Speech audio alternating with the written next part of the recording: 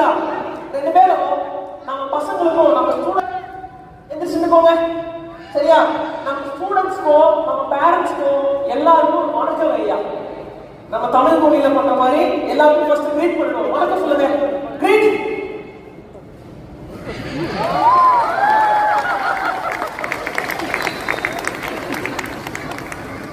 வணக்கம் வச்சாங்களா? உங்களுக்கு ஒரு ஹார்ட் கொடுக்குறேங்க போல. சரியா? ஹார்ட் எப்படி கொடுப்பீங்க? எப்படி கொடுப்பீங்க? இப்படியா?